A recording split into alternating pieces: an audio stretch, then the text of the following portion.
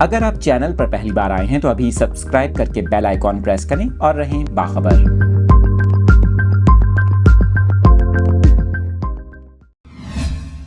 کراچی کے موسم کے حوالے سے آپ کو اپڈیٹ کر رہے ہیں۔ شہر قائد میں جمعے کے روز رواں سیزن کی اب تک کی سب سے سرد ترین رات ریکارڈ کی گئی۔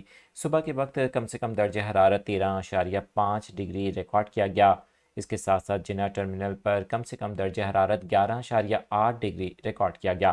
محکمہ موسمیات کے مطابق سرکاری ڈیٹا مرتب کرنے والے ویدر اسٹیشن پر جمعے کی صبح شہر کا کم سے کم درجہ حرارت 13.5 ڈگری تک گر گیا۔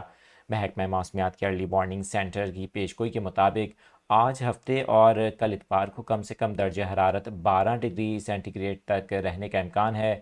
آئندہ چند روز کے اندر دن کے وقت میں موسم خشک جبکہ رات کے وقت میں خنکی اور سردی کی شدت میں اضافے کا امکان ہے۔ محکمہ موسمیات نے مزید بتایا کہ صبح کے وقت شہر قائد کی فضا پر ہلکی دھند چھائے رہنے کا بھی امکان ہے، جس کے باعث حد نگاہ متاثر ہو سکتی ہے۔